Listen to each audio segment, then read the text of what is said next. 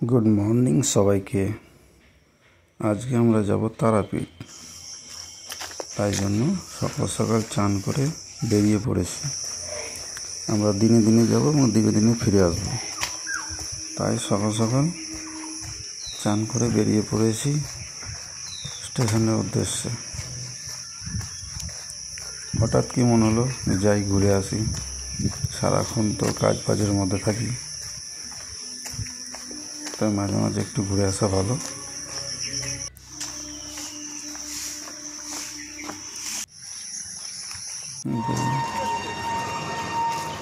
আমরা স্টেশনের সামনে চলে আসছি। আমাদের ব্যাঙ্গালোর নিচের সাবওয়ে থেকে যাচ্ছে, আমাদের 1 নম্বর প্ল্যাটফর্মে গাড়ি যাবে। তাই আমরা 1 নম্বর প্ল্যাটফর্মের দিকে এগোচ্ছি।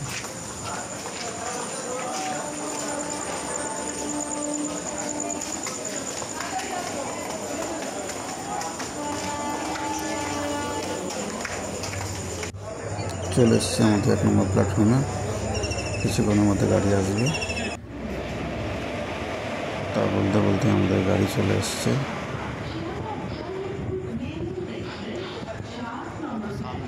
আমরা নামবো রামপুরহাট জাংশনে। এখন দেখা যাক সিট পাই কি পাই না। একটু সামনের দিকে এগিয়ে আমরা সিট পেয়ে গেছি। এখন আমরা চললাম তারাপীঠ মায়ের দর্শনে।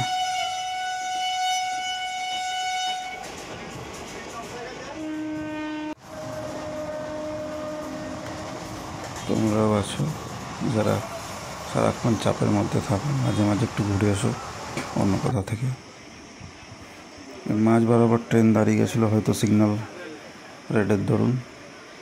বাইরের দিকে তাকিয়ে দেখলাম কি সুন্দর পরিবেশ।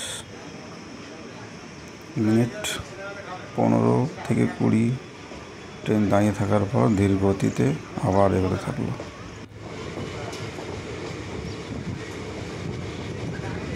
ট্রেনে জার্নি করা আমার সত্যি খুব ভালো লাগে।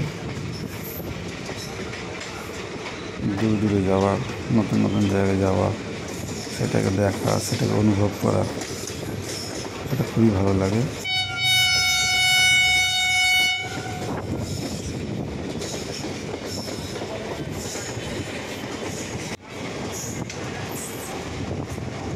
এই যে আমাদের রামপুরহাট স্টেশন,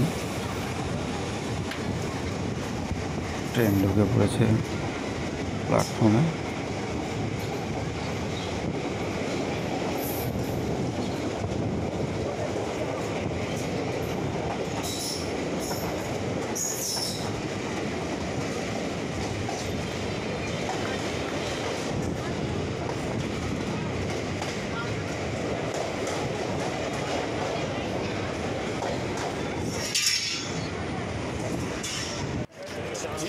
আমরা স্টেশন প্ল্যাটফর্মে নেমে পড়েছি। এখন সামনের দিকে এগিয়ে যাব। কোনো টোটো যা হোক, দেখা যাক কী পাই। এটা বাইরের সাইড। সামনে যা টোটোর ভাড়া বলছে তা অনেকই বেশি। নতুন লোক দেখলে ভাড়া পরিমাণ বেশি বেড়ে যায় এদের। আমরা সামনের দিকে একটু এগিয়ে যাচ্ছি, দেখি যদি সঠিক রেটে বসাই সেটাতে যাব। সামনের দিকে এগিয়ে যাচ্ছি, দেখি কী হয়।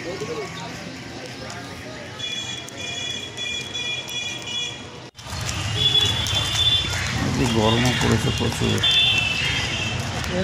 নতুন তৈরি করেছে, সকাল থেকে প্রচণ্ড গরম।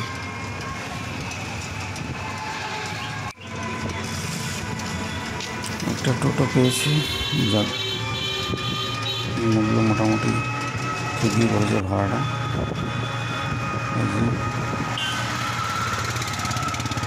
স্টেশন থেকে বেরিয়ে মেন রোডে যাচ্ছে। এখন আমরা নেমে পড়েছি তারাপীঠের সামনে, আর সামনের রাস্তা দিয়ে আমরা এগিয়ে যাচ্ছি মায়ের মন্দিরের দিকে। এখানে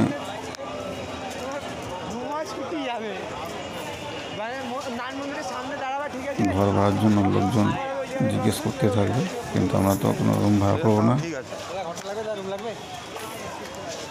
কারণ আমরা যাবো, মায়ের দর্শন করবো, পুজো দেবো, সোজা বেরিয়ে আসবো। প্রতিদিনই এখানে অনেকই ভিড় হয়, লাখ লাখ লোক এখানে মায়ের দর্শনে আসে।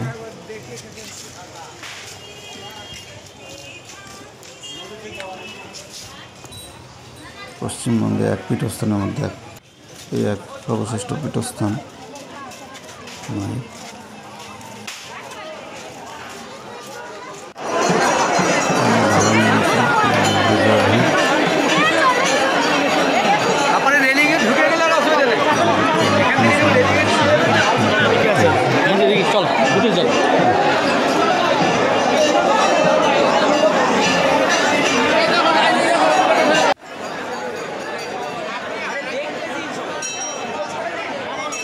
প্রচণ্ড ভিড়, প্রচণ্ড ভিড়,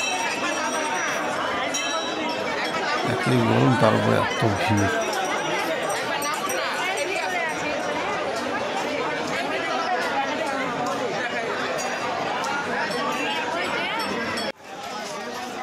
এটা তারাপীঠের পিছন সাইড, যেখান দিয়ে শ্মশানে যাওয়া যায়। সামনে রয়েছে আমাদের এই বামদেবের ঘাট, এবং ঘাটের ডান দিকে রয়েছে এই মহাশ্মশান, যেটা দিন দিন ছোট হয়ে যাচ্ছে। এটা তারাপীঠ থেকে বেরিয়ে ডান দিকে একটা মন্দির খোঁজ পেলাম, এগিয়ে দেখতে দেখতে কেমন মন্দিরটা দেখতে বাইরে থেকে খুবই সুন্দর, শান্ত পরিবেশ। যাই ভেতর দিকে কেমন দেখে আসি একটু। ভেতরটা বড়ই ঠান্ডা, শীতল এবং খুবই শান্ত পরিবেশ। আপনারা যে আসবেন তারাপীঠে অবশ্যই একবার এই মন্দিরটাও দেখে যাবেন।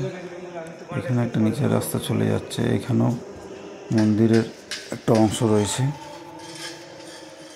আমরা সিঁড়ি দিয়ে নিচে নেমে যাই। নিচের তলাটা আরও বেশি ঠান্ডা, যেহেতু চারিদিক ফাঁকা, সেহেতু আওয়াজটা ইকো হচ্ছে।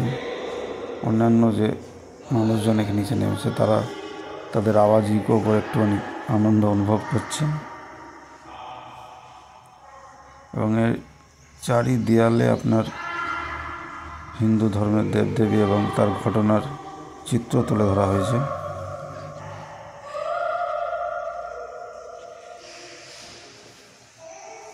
জায়গাটা খুবই ভালো।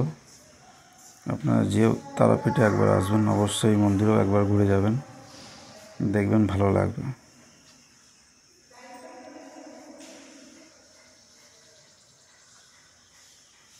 সারা দেওয়ালে, চারি দেওয়ালে চিত্র করা আছে।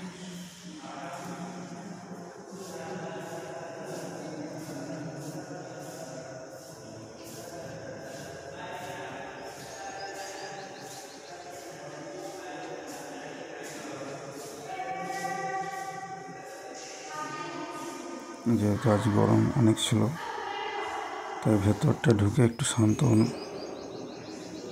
লাগছে এবং ঠান্ডা ঠান্ডা লাগছে, ভালোই লাগলো। এবার আমরা বাড়ির দিকে যাব। তাই আজকের জন্য এই পর্যন্ত, আবার দেখা হবে নেক্সট ভিডিওতে। টাটা।